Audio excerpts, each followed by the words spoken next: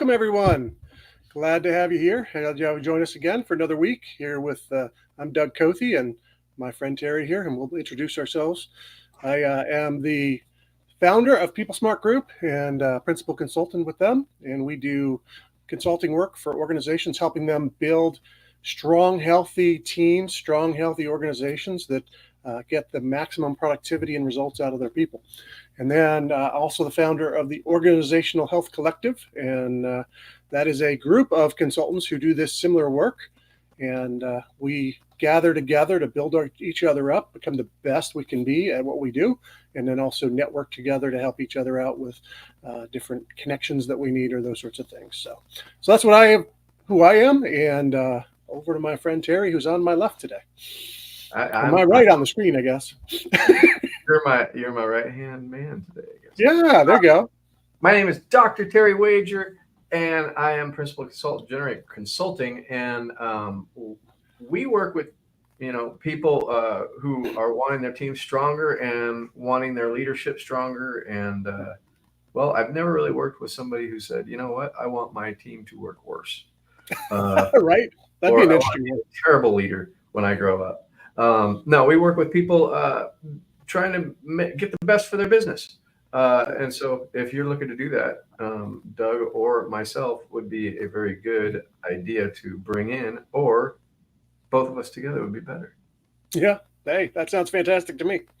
So, and if we can't do it, we've got a whole group of people we know who, if they're available at your time and we're not, we could help connect you with. So absolutely. And we love to be able to do that. So today we are talking about who does what. We've been making our way through some of the 6 questions here that Patrick Lencioni has in the advantage. And the last one is who does what. And so we're going to dive in there today with a look at both it from a little bit of the view of Patrick Lencioni, but also some of what we each have learned over the time. And then there's another piece, I think, was people like Jim Collins who have been a big influence in that area as well. So yeah. That's where we're headed today. So, Terry, how do you determine who does what? Big question, right? I get a bunch of coins out and start flipping. Eeny, meeny, miny, mo. Yeah. Maybe before you even answer that, could you imagine that only 22% of executives feel confident in that their people are put in the right spots? I mean, I'm shocked. When I saw there's another stat out there that's 85% know how important it is. That goes along with the 20% think that they do it pretty good. Yeah. It's a major issue for all businesses. And one of the things that's I think is even funnier is it is so hard to get people to admit that this is a problem for them. Although you can look at Duns and Broad Street, or you can look at some of the other different ways to see where they are with revenue and what they're doing. It's public information for the most part, what different businesses are doing. Yeah. And then people want to hide it instead of actually go, I want to tackle this as an initiative for us so that we can grow and become strong and move in the right direction and have people that love us instead of fear this idea of, well, somebody's going to find out that we're not as good as we want to be. Right. Yeah. Everybody's that. My gosh. Yeah, there's a whole slew of questions that come to mind as we think about this. But what's interesting to me is that, I mean, again, like you said, this is such a prevalent area for people to know they have a need in, and an area where they feel weak in, and yet the people who are willing to jump in and go, hey, help, put their hand up and say, hey, help me, is very, very low in this arena. And of all people, the executives of an organization, what are you? You're the chief team builders. One, you've got your executive team that you need to be strong, secure, cohesive, work well together. And so as a CEO, this should be your gift, period, is putting this together. And then 2, for each of them, they've got teams under them. And so you're the team builders of your entire organization. Everything flows off of how you do. So if executives only feel 1/5 of the time, 1/5 of them are confident, that's a lot of trouble for a lot of organizations. Yeah, and you know the reality I think is that everybody deals with embarrassment and feelings of inferiority, which are two of the biggest problems that executives experience. But I mean, I've dealt with people with marital issues and with you know, drug and alcohol issues, with depression, with anxiety, and everybody walks in to when I was a therapist, everybody walked in the room with this problem out here that they could admit, but this Mm, one that they were hiding. yep. And so the admission of the problem is one of the biggest problems people have.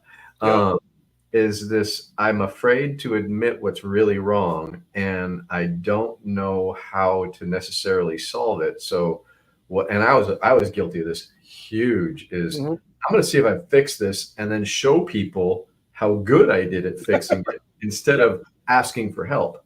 And Mm, so the other problem that a lot of people have is not necessarily the asking for help. They can do that, but then they don't accept it in the ways of telling you that they've tried everything. You know, yep. no, I tried that, it didn't work. I tried that, it didn't work. I tried that, it didn't work.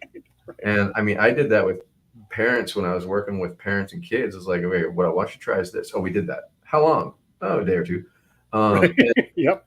okay, so you didn't give anything any time to work. I'm working with a person right now who owns a clinic, a doctor that owns a clinic, and they actually want to sell it. They're kind Mm, of disillusioned and they're not really happy with what's going on, and they just don't like being in that space anymore.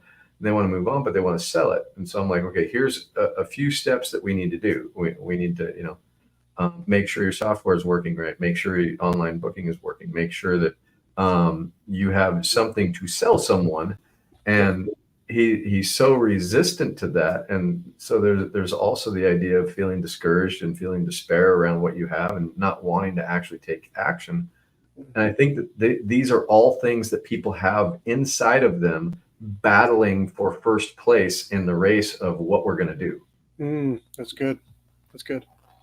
Yeah, that dives below the surface of what is the presenting. Hey, this is why I'm not doing anything about this, but actually, really, what's going on inside of Yeah. me that's keeping me from actually being willing to say, "Hey, you know what? We suck at this. Help."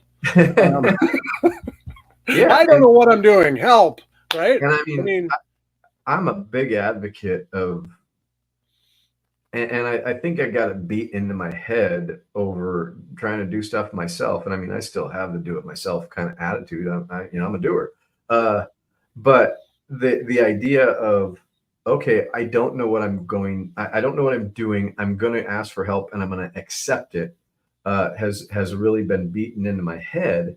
yeah. And I found that the amount of times that I stop trying to figure things out and I start to find out who can help and just do the process that they tell me, I see things start to move in the right direction. Mhm. And the funny thing is even if that first answer isn't right, we get closer to a right answer the more we actually engage in following the brilliance of another. And I actually wrote a book called "Quit Taking Your Own Bad Advice" and start how to stop overthinking and start following the brilliance of others, because I've seen this pattern with so many people so often. Is like we try to do over and over what we think we can, and people are like, well, that's the definition of insanity. No, it's stupidity. Mm, yep. Yep. Insanity, you don't know any better, but Right. we do know better, and we still want to do it ourselves. And so it's not insanity, it's resistance to being honest and vulnerable about things not working. Yep. And so when we start moving into from question 5, what's most important right now, into who's going to do what, that's where I start to go, okay, we got to get really honest. Yep. Number one, about what we're not very good at. Yeah. And number two, about what we don't like to do. Right. And number three, about the fact that we're going to have to do some stuff we don't want to do and we don't like to do, even if there's other people on the team. Yep. Yep. And there's a reason this question's last, because we've been building trust the entire way through. We've been building that Absolutely. cohesiveness of a team the entire way through. We've been building our ability to deal with conflict the entire way through. So we can get to this point of saying, okay, guys, you got to be willing to say, I'm not great at this. I'm really good at this, with humility. not arrogance of saying, "Oh, I can do that." No, what am I good at? What am I not good at? Where do I need help? What would really be better on my job description than just what's on my job description? And one of the things, even as I was thinking of this coming in, is so many of us are beholden to the normal titles for jobs and for departments that we get caught up in that. And it's like, so we have a mentality about this is how this must be done, rather than realizing, wait, what are the gifts on my team? And how do we apportion our team members to what needs to get done as a team? Absolutely. One of the other things I think that happens is we fall into the status over results sometimes. And don't you know who I am? Or that's not my role. Or, one of the biggest problems that I've seen without people realizing it is they don't delegate and they think they're delegating. Yes. And what happens is they push things off of their plate because they're either too busy or because they don't like doing the activity, or they feel inferior and embarrassed about their ability in that. And so they abdicate it, push it off without knowing what it is, knowing how to do it, or having an understanding around it. And, one of the things I think is funniest is people really abdicate often. That they abdicate the money issue, and that's where you start getting into the ability to be embezzled from because you don't know your numbers. Right.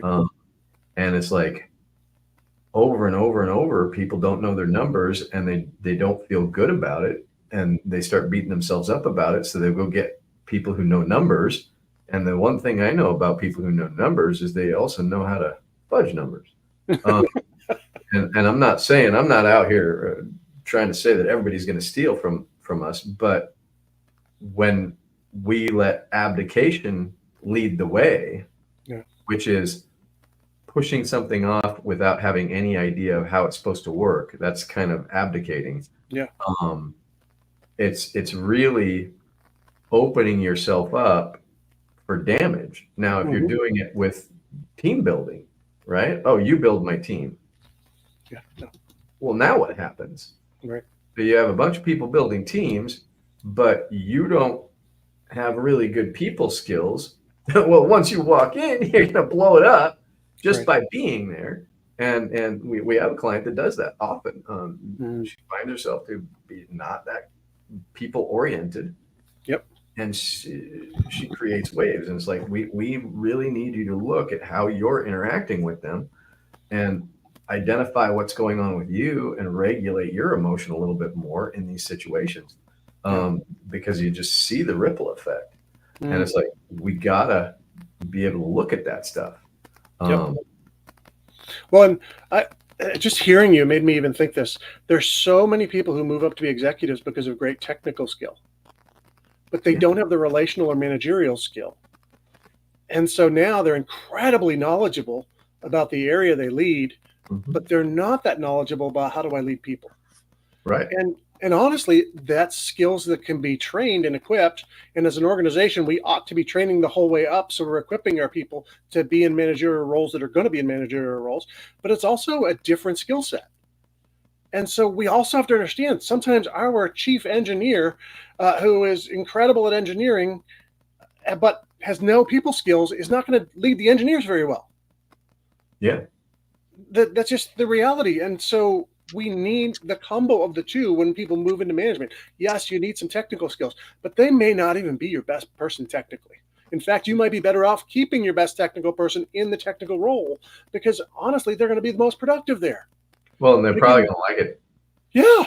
But again, we get into this mentality that for people to have longevity and to, quote, get promoted means you move from this technical role to the managerial role. And the same is true in sales. Like, how many companies take their best salesperson and they plop them over as the sales manager? No, take your worst salesperson who has great people skills and make them the manager. And keep the best salesperson out there selling because they're incredible at it. Why would you waste I their love the skill. point. I love the point. I'm not sure about the worst salesperson being a No, manager. I know. I'm just saying, don't waste your best salesperson as a manager. Absolutely, I agree with Take, that side. take the person, That's hilarious. find a manager, not your worst salesperson, but find a Yeah, manager, right? And put absolutely. the manager over, and don't make it, this. Okay, as a salesperson, the only way for you to achieve the next level is to move to management.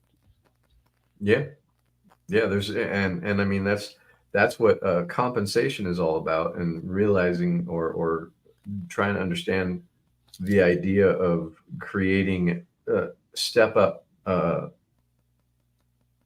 step up a reward system for a job well done without making the reward Yeah. something completely outside of what they're doing. Right. Um, because Yeah. managing people and making sure that they're doing what they're doing. Well, and reality is a good salesperson, if they're good because they have people skills, might be able to manage, but they might just hate it. Right. Right. But if they're order taker kind of type sales and they're really good at order taking and they're really good at doing that kind of thing, then motivating other people might not be their deal. Right.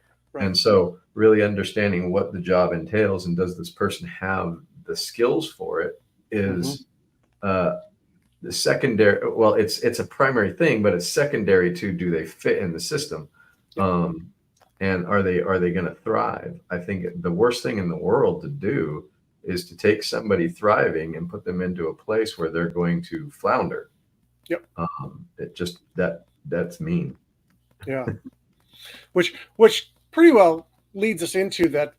In our circles, we talk about maybe the teamwork trifecta, or kind of in the Jim Collins language, getting the right people on the bus, getting them in the right seats on the bus, and then getting the bus working well, going in the same direction, right? Yeah. Or in our terminology, it might be, hey, we want to recruit and bring in the people who fit us, our culture, who we are, where we're ahead, our core purpose, right? And then we want to take those people and put them in the right seats. And we'll Right. use tools like the Working Genius or other things of that nature to help people understand themselves and to define job descriptions to really fit. But so we've kind of got that sense of, well, what's the person you want on the bus? And I think we've been describing all along the way a need for humility, a need for being able to not let my ego get in the way of, hey, guess what? My best position is as a salesperson. Why would I take on the management job? Well, it's ego, right? Because I want to go to the next level. If we're not self-aware, if we're not that people smart side of things as well, we're not. So that humble, hungry, smart model that we talk about a lot, if we're not humble and we're not self-aware, we're not aware of these things, we're going to keep moving up into the point where we're non-productive. Instead of realizing, you know what, this is what's best for me and the company. Yeah, I think that happens a lot, and it's not because people don't want to work, and often people go, well, we gave them a promotion, now they don't want to work. No, you gave them a promotion and didn't set them up for success. Yep. And at the same time, we may have even been addressing the wrong problem, and so a lot of people,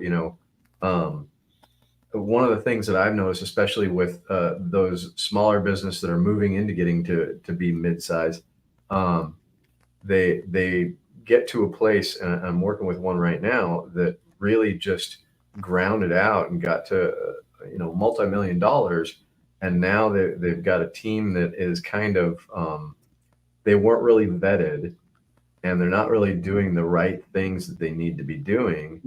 And this guy, I wouldn't say he's abdicated anything, because he maybe by accident he put people in because he's this position, so he should be doing this leadership thing, and he doesn't really have the leadership, and he's in this situation where I want to grow, but I can't get my people on the bus in the right seats, and it's not flowing the way I want it to.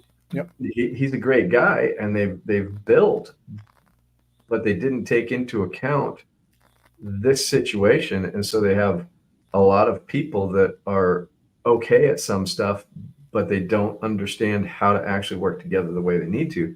And so we're going in there, we're going to help them really understand that idea of, one, they got to be hungry, not too hungry. They got to be humble enough to be able to say, this is what I'm good at, this is what I'm not so good at. And they got the hunger isn't necessarily to just go and crush it, but the hunger is to learn and to be a part of something. And then understanding how to talk to each other is huge. Yep. And I think that from what I've seen, there's a lot of avoidance in it. And when you got a lot of avoidance, what you have is fear that I'm going to get in trouble. Yep. And so in that situation, this particular group is having a real hard time with filling the gaps where they need to be.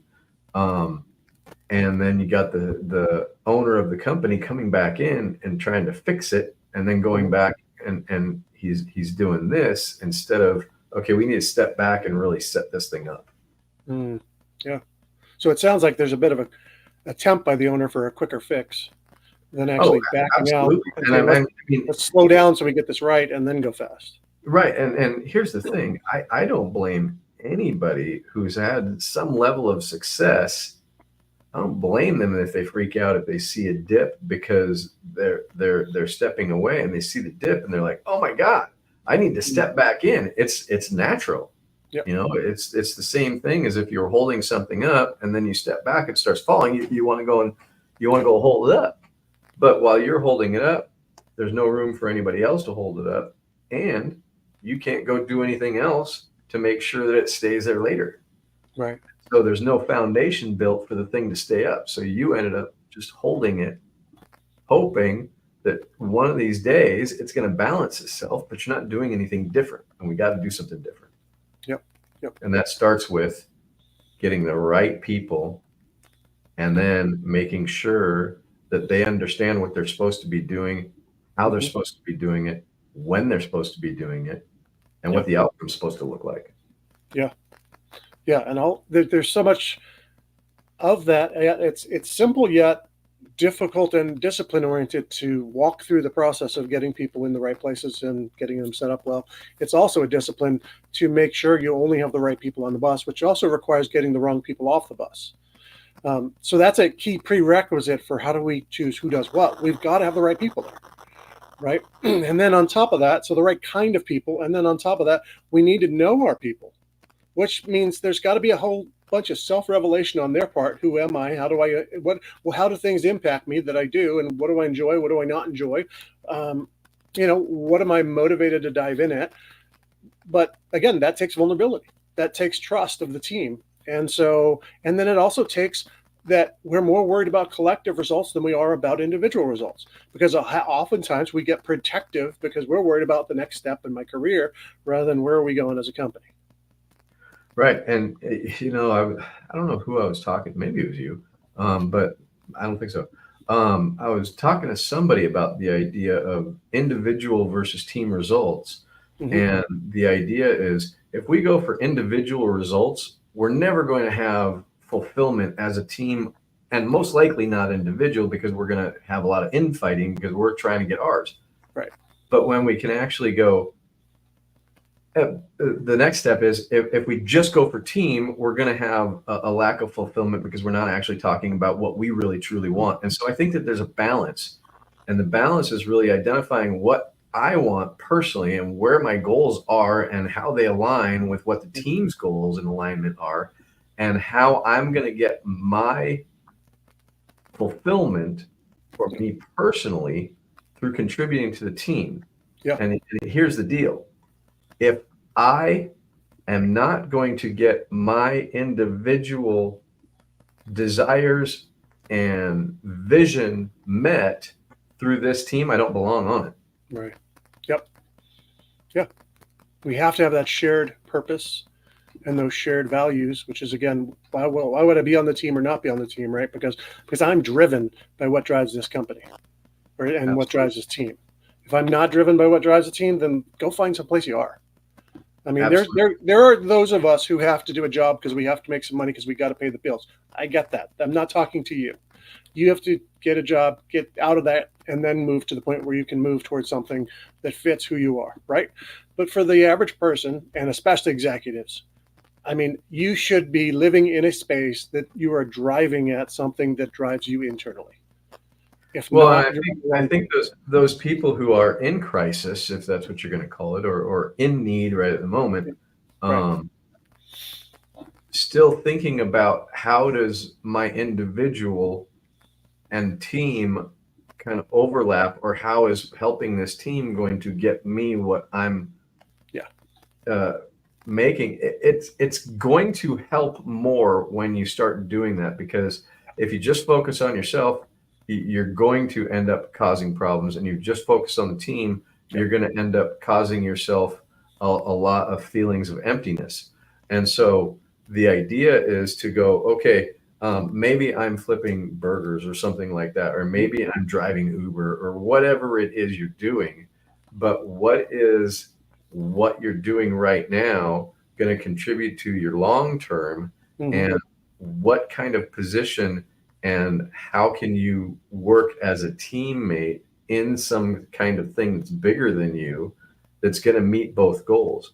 And this, unfortunately, is something people don't really think about. They think about the money. They don't think about fulfillment. And so, Mm-hmm. if they were to step back and go, okay, I do need a job, Mm-hmm. but these are the things I like to do, and these are the things I'm good at, and these are the areas that I think that I would be able to contribute my self to these, and that will help me to get what I'm looking for as far as money or recognition or what. Mm-hmm. But I'm going to do it through this medium instead of trying to do it all on my own. Right. There's going to be a lot more fulfillment there. Yep.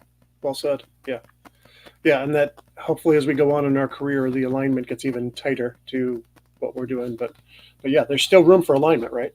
That's well said. I like that. Absolutely. And the alignment has to happen for us in order to have that fulfillment. And it doesn't matter if it's a social group, if it's some kind of spiritual endeavor that you're doing, or it's a business, or even in your personal relationships. You got to look at, am I aligned? And if I'm not aligned, is it because I'm in my ego and I'm trying to make it my way? Right. Or is it because this just doesn't line up with my business acumen, or my business perspective, or my theology, or my social interests? Mm-hmm. So if you can really step back, and unfortunately, the one thing that this does take is it takes the ability to have an inventory done on yourself. I mean, you do your own inventory with someone is better than not, but really kind of get down to the nitty gritty of what you really want, and what you really like, and what things really mean to you. And if you don't do that, then you're basically an automaton just bouncing around from one thing to the next, and there's no meaning to your life because you weren't examining it. Yeah.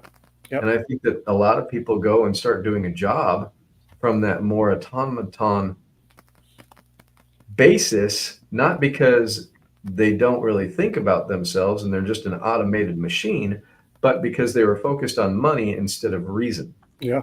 Yep. Well said. Yeah. And unfortunately, there's a whole lot of folks sitting in executive suites who then find themselves in that position. They're like, hey, I've been pursuing just getting ahead in career, getting money, getting, and yet I've not really stopped to consider, who am I? Where do I fit? How do I fit? Why do I fit? And there's this discontent. All of a sudden, wait, I got to the top and something's missing.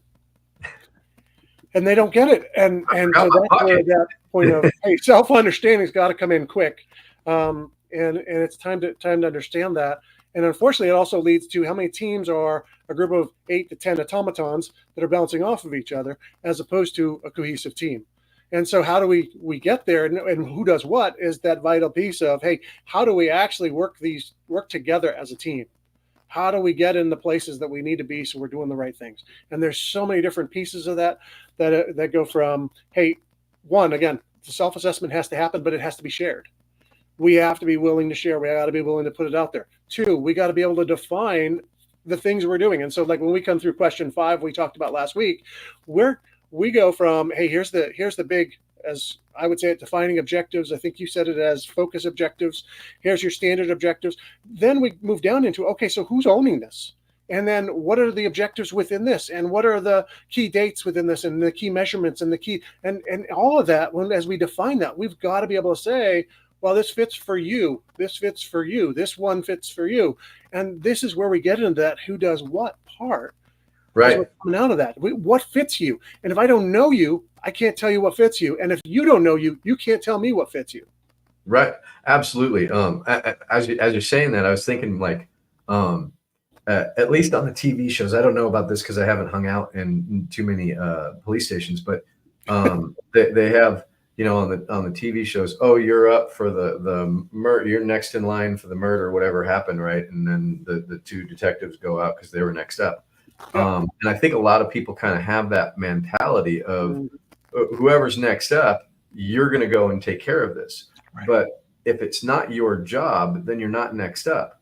Right. And what it really takes in the interactions in the meetings that we suggest having is really identifying that priority project or that defining objective. And then really, okay, what are we focusing on? And who has the time, the understanding, the ability, and all of that to go and help the team in that particular issue. The other thing I think a lot about is there's some people in the team that have different levels of connection or different levels of responsibility that have to handle some things. And so you can't have somebody that is a lower level management person doing what only the CEO can do. Right. And you shouldn't be having somebody who doesn't understand numbers go and do the financial stuff. The CFO should. And so there's going to be some very, very simple, okay, this is who's handling this. And then when we get more into, I have a friend who doesn't like the word nuanced, but when you get into the more complicated, okay, who's going to do what and how much is this overlapping, and is it really a Doug thing or a Terry thing, or they both work with people, who should be doing this? And that's where we start to really dive into the conversation and really pull up the different conflict that should be talked about. That if we just go, oh, I'll do that and you do that, we agree on it, but we don't know why we agreed, other than we just thought, hey, that sounds good at the time. And so what could happen if I'm doing that and you're doing that? What are the outcomes that we're looking for? What are the potential problems? What are the time constraints in that? But really looking at what needs to be done, and then not just deciding, but really having a clarifying conversation about why who is kind of the way I think about it. Well, which is great, because that clarifying conversation is what gets everyone on board, right? Yeah. Because it's if you're sitting there as a CEO and all you do is assign, okay, that's you, and you, they may or may not be on board with that idea. And they may give a half-hearted effort or a full effort. I don't know, right? But if they actually have weighed in and said, you know what, I think I'd be fantastic at this, but I really could use a hand at this. So what if we shifted this off to someone who's more skilled at it, but I'll take this chunk here? Well, guess what? Now they're bought in. And the other person that says, I could take that other chunk because that fits me, they're bought in. Right. But if it's just an assignment thing, or if it's just a job description thing, the buy-in is like, okay, great, that's a part of my job, but it's not what I really am good at. So I'm going to focus over here and get that done when I have to. Well, and to your point, on the other side of, and we're skating really close to talking about working genius, but we're not talking about that. But I'm going to kind of delve into even closer on that line. But something needs to be done in whatever the project is, and it happens to hit something that depletes me or something that frustrates me to do, but I am the only one that either has the connections or has the time to do it. Well, we have the discussion and it lands in my lap, understanding that, hey, I'm going to take this on, but I'm going to need support from everybody as I'm doing it, because it is something that is not easy for me to do. Yep. Although I may be really good at it, it's just not, it's not either feeding me or it's depleting me in some way that I'm going to need a phone a friend, or I'm going to need a lifeline, or I'm going to need something while I'm Yep. doing this. And I'll take one for the team, so to speak, but everybody understands that, hey, this guy is going above and beyond in this particular situation. Yeah. I think it's really important to be able to understand that there's going to be something that is assigned to people, and everybody's going to have their turn in the bucket, so to speak, of that is something that I really don't want to do, don't like to do, not good at, whatever, but it's going to fall on me for right now. And how do we support you in this Yep. until we find somebody that is actually either able to get up to speed? This is a situation we have with our that company I was talking about. The guy who built this company up to a multi-million-dollar company really is depleted by the sales process, but he's the only one that's been doing it for years, and he knows how to do it, but it depletes him. And he wants to really and needs to focus on this. Well, we need you to do it for a little bit more till we get people trained into it. And so we need to really step back and identify what your process is and get people up to speed on what you're doing, so we can allow you to step out of it. And I know it's going to be grueling, and I know what it's like to be in a situation where I got to do grueling stuff. I had to do psychological assessments, man. That's writing. I don't like to write. And it's like, you'd think I might, but I don't. It's the tediousness of it. I can do it for about 10 or 15 minutes, then I got to get up and go talk to somebody. But that's the idea, is how can we support each other when we're in those situations that are going to be depleting, and understanding that all of us are going to have that. I think it's really important for people to not get mad at somebody because they're not performing at the highest level, even though they're high performers. Well, how can we help you to be the higher performer in that situation that isn't really your sweet spot? Well said. And I would challenge, this is a great spot for those people who hesitate to be honest about who you are and where you're at. Because guess what? If you sit there and you take the bullet for the team quietly without anyone knowing that this is not your sweet spot, but this drains you, you're on an island by yourself taking care of it. But if your team understands this is a weak spot and this is the place you need support, you're in a different place. The island is sinking. Yeah, that's a good point. On it. And so you got to speak up if it's not. And this is where the vulnerability and honesty really come into play. It's like, look, I'm doing something that is, and in fact, we had a conversation like this, not something my weakness, but it was around my strength. Is Doug was helping me with identifying our strategic anchors for one of our businesses. And I was like, I want you guys to understand and realize that I'm going to galvanize you, because it's something that I'm really good at, into understanding, agreeing with me on what I think. Don't let me do it. And it's that kind of vulnerability. It's like, look, I know I'm going to do this. It's not on purpose. It's just I am 100% convinced of what I think, and so I find it very easy to convince other people of that. And that's a conversation that actually kept us from locking back into the same old thing and being able to have much more of an open conversation around it. And I think that we need to have more conversations like that in our businesses. Is like, okay, this is what I'm really good at, and I'm going to convince you that you're good at it. I have a guy that's a wanderer, right? And now I'm sliding way further in. You went there. But he's a wanderer, and whenever he walks into a meeting, he starts to create this wonder cloud. And there's a lot of people in the situation aren't wanderers, and they start to burn out real quick.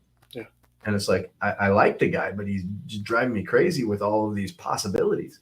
And so we got to understand when to do it and when not to do it. We also got to understand when we're looking at who does what, it's not necessarily about a genius or not necessarily about what you're good at.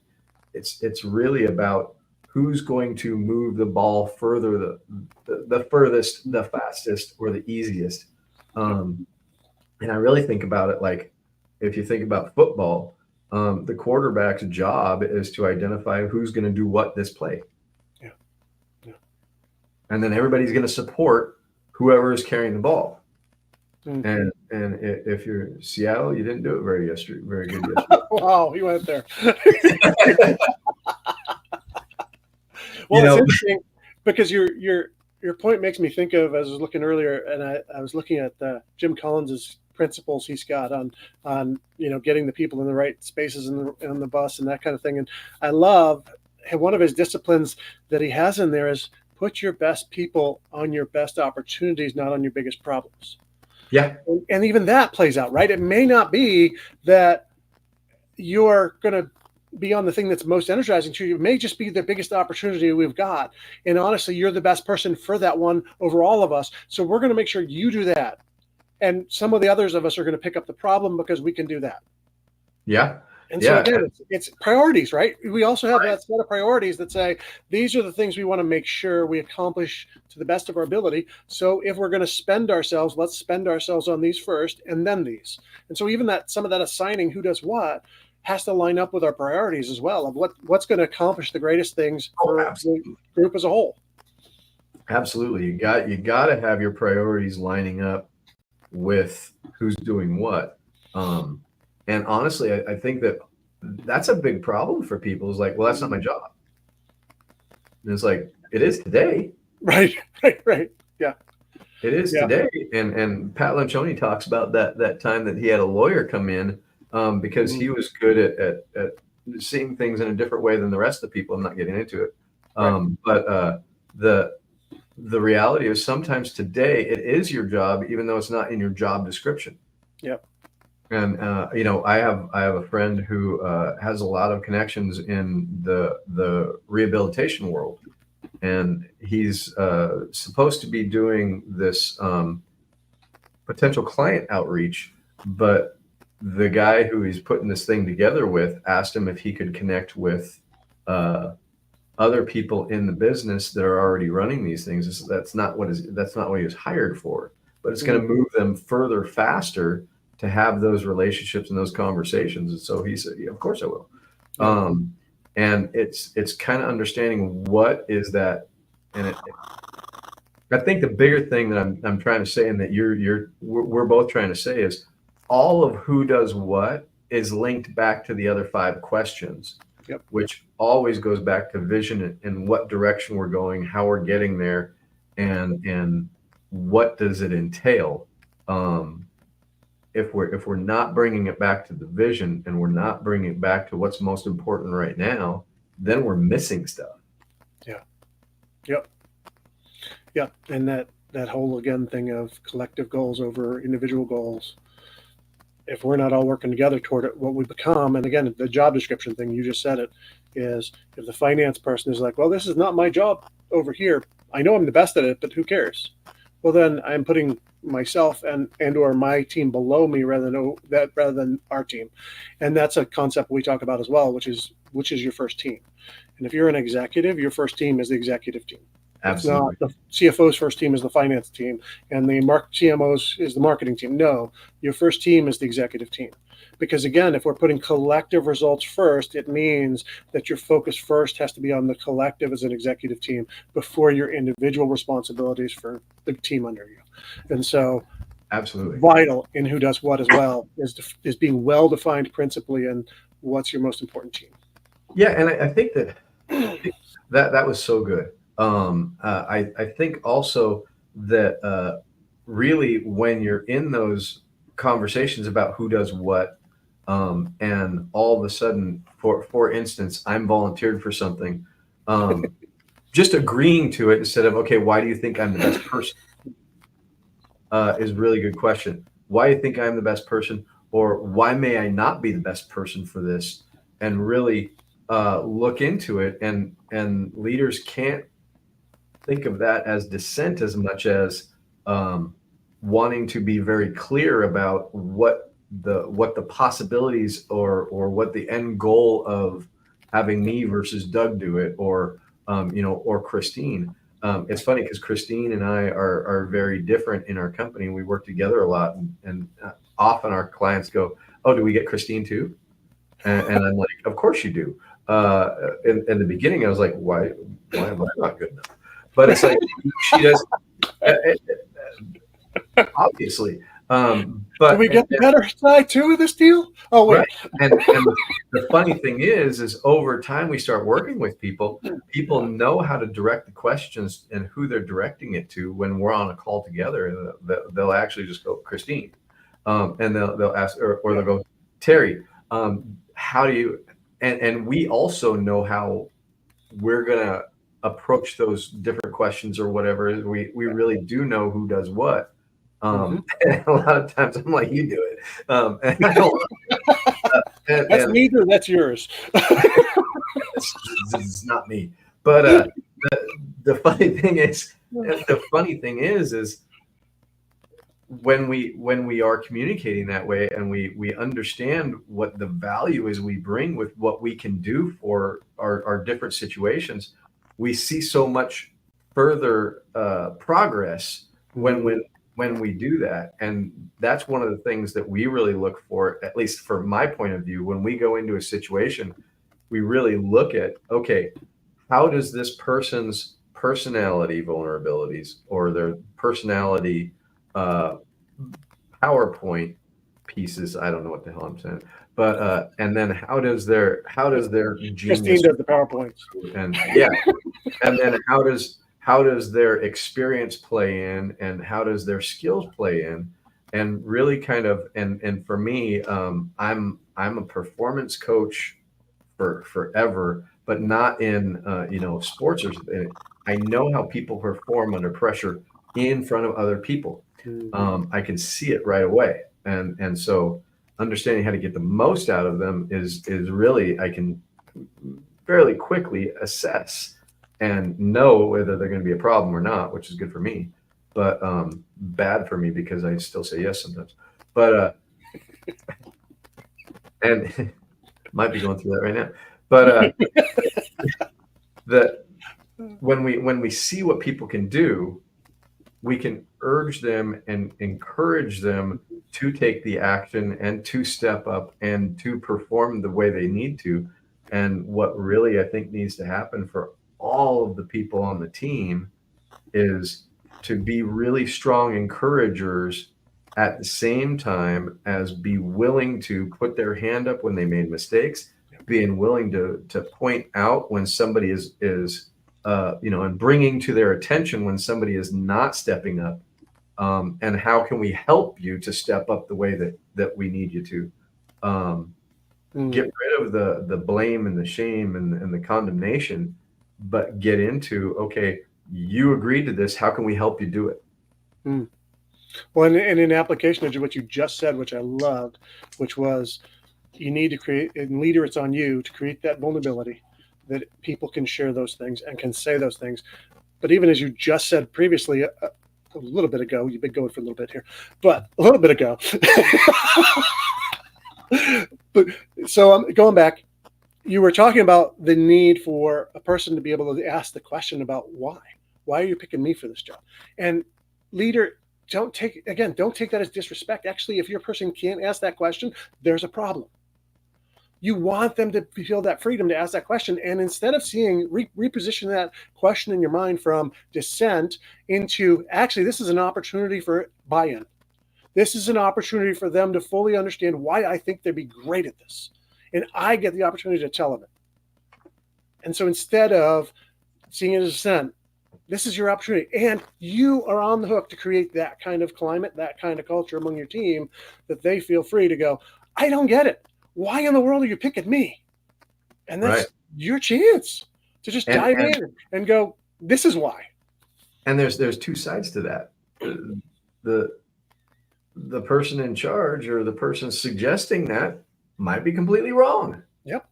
And so why are you picking me? I have no context. I have no idea what I'm doing. I've never done it before.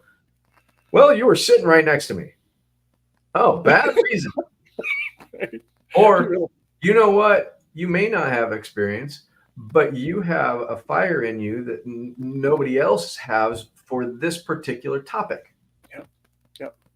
So we want you to lead it up. In fact, that's one of my other clients is leading a project. They live in Utah. They're leading a project that they themselves say, personally, I don't have any business doing this.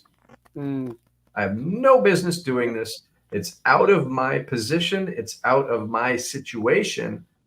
But when I heard about the problem, and it's an insurance company, when I heard about the problem that they're having, this idea popped into my head, and she's pretty high up in the chain, but she went to the person who is the person in charge and said, this is what I see as a problem. This is where I see we could actually, one, save the company a lot of headaches, save the company a lot of money, save our people that buy from us a lot of money, and make a killing in the process.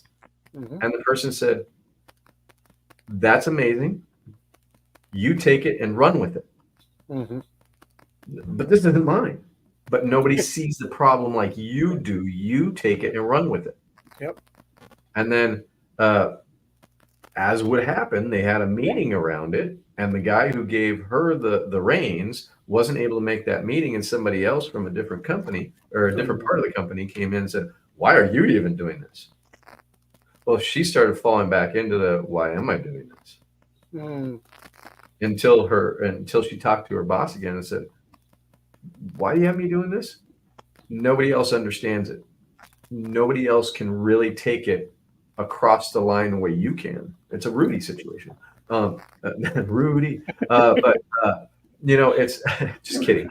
But the idea is sometimes it doesn't seem like you should be the one to be doing it, but because of outside of your scope of ability, outside of your scope of whatever, but you got picked by the universe or by God or whatever you want to say, you have the message to be bringing, and so it's your job to step up. That's good. Now, how do we support you? Yep. Well, and so I think some of the summary points that I think I want to pull out for us here is one, essential to this whole process is vulnerability and trust, right? Absolutely. Essential to this whole process is going to be transparency, right? Again, your whole comment there is he's laying out or she's laying out before the other person. This is why I think it'd be a good fit. Now, well, that's a vulnerable thing as a leader too, because everyone else in the room could say, no, that's a horrible idea. And we've got to have the trust there to go, okay, tell me why. Help me understand. And if they're right, good. You just learned something and you missed screwing something up. On top of that is, you've got to basically know each other, right? Again, that transparency just isn't just about what's needed, but it's like, who are we? Who am I? Who are you? How do we know each other well enough? And honestly, we need that know each other well enough to be more than, the CEO knows all of his team members, but the team knows each other. Because guess what? One perspective on a person isn't going to finish it, which is why it's not going to get us there. Which is why, like you said, everyone else might come back and go, yeah, that's a great idea, but no, that's not the person for this one. So-and-so's better at this. And the team as a whole might see things that the CEO doesn't see. And if we don't have that transparency, if we don't have that openness, we're never going to hear it. We're going to have the wrong person doing the thing. Well, and my favorite idea that you kind of brought up, and I don't know if it was straight out, but objecting or raising the objection is not, it's just like in sales. Objections or complaints or arguments, resistance isn't what it is in the face value. It's the doorway to buy-in. Yeah. And if we can understand it in any meeting that we're in, if somebody has an argument towards what we just said, that's this first step in buy-in, because now we can actually have a conversation around what I was saying and what you were hearing and what you were understanding and what I was understanding, and come to a cohesive understanding of all of the information together. And that's just not happening enough. No. That's good. Well, I think for me, a summary thought would be: don't just make the decisions on who does what on basically on a job description or on merely technical skill or technical knowledge, know-how, but we've got to be taking into account the entire person, and we've got to be Absolutely. taking into account the entire team. We've got to be taking into account where we're headed.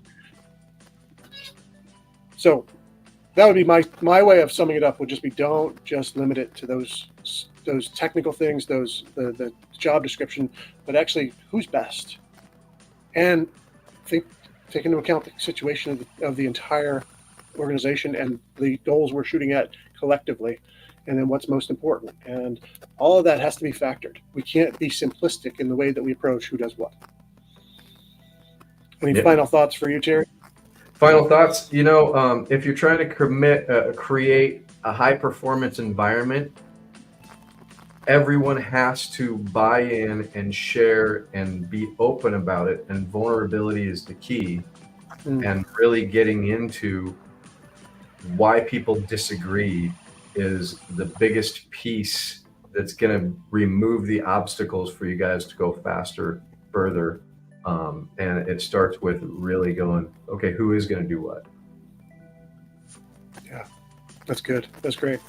Well, we purposely held off a little bit on not diving into the 6 working genius model. We'd love to do that as a separate one, and we will at some point, maybe next week. So we haven't fully committed to that yet. I got to convince Terry and twist his arm, the whole 9 yards. But I'm in. I'm committing oh, right he now. said, never mind. We'll just do it next week. There we go. That was an easy twist.